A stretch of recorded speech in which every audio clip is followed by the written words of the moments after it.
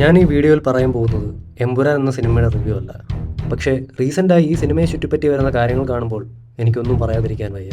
നിങ്ങൾ ഈ സിനിമ കണ്ടിട്ടില്ലെങ്കിൽ ഇപ്പോൾ തന്നെ ഈ വീഡിയോ സ്റ്റോപ്പ് ചെയ്തോളൂ. സിനിമ കണ്ടവരാണെങ്കിൽ പ്ലീസ് കണ്ടിന്യൂ.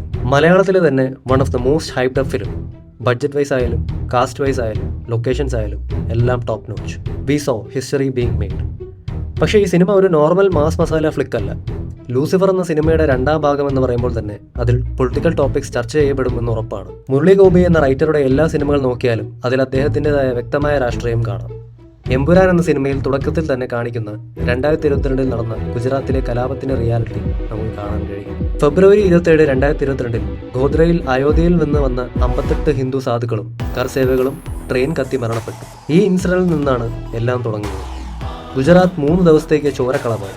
ആ കലാപത്തിൽ ഹിന്ദുക്കളും മുസ്ലിങ്ങളും അടങ്ങുന്ന 1926 പേർ കൊല്ലപ്പെട്ടു എന്നാണ് കണക്കുകൾ പറയുന്നത്. രാജ്യത്തിലെ തന്നെ one of the biggest riots happen that. But അതും ഈ സിനിമയും തമ്മിൽ എന്താണ് ബന്ധം? ബിക്കോസ് സിനിമ ഈസ് എ മാസ് മീഡിയ. സത്യങ്ങളോ കള്ളങ്ങളോ ഒരു വലിയ ഓഡിയൻസിന് മുന്നിൽ എത്തിക്കാനായി സിനിമയേക്കാൾ ഒരു പവർഫുൾ ടൂൾ ഇല്ല. ഈ സിനിമയിൽ കാണിച്ചിരിക്കുന്ന പല ക്യാരക്ടേഴ്സും റിയൽ ലൈഫ് പാരലൽസ് ആണ്. ആൻഡ് ഒരു ഗ്ലോബൽ പൊളിറ്റിക്സിനെ പറ്റി സംസാരിക്കുമ്പോൾ ഓഡിയൻസിനെ കണക്ട് ആകാൻ ഇതിനേക്കാളും നല്ലൊരു മാർഗ്ഗമില്ല. ഇപ്പോൾ ഈ ഫിലിം സെൻസർ ബോർഡ് പല സീൻസും കട്ട് ചെയ്യാൻ പോവുകയാണ്, especially the right scenes. But why? കാരണം സത്യങ്ങൾ പറയുമ്പോൾ തെറ്റ് ചെയ്തവർക്ക് കണ്ടു നിൽക്കാനാവില്ല. എന്തിനാണ് അവർ ഒരു സിനിമ ഇങ്ങനെ പേടിക്കുന്നത്? എല്ലാ വർഷവും ഓഗസ്റ്റ് 15 ഇൻഡിപെൻഡൻസ് ഡേ ആഘോഷിക്കുന്ന നമ്മൾ ഇപ്പോഴും ഏതോ രാജാവിന്റെ പ്രജകളാണെന്ന് തോന്നിപ്പോകുന്നു. മോഹൻലാലിനെ പോലുള്ള ഒരു മഹാനടനെ വരെ പരസ്യമായി മാപ്പ് പറയേണ്ടി വരുന്നു. But why? ബിക്കോസ് നമ്മുടെ നാട് ഇപ്പോൾ അങ്ങനെയാണ്.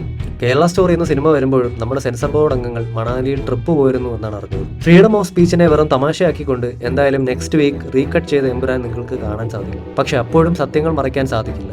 ഒരു നാൾ അത് പുറത്തു വരിക തന്നെ ചെയ്യും. And Murali Gopi, you are the got.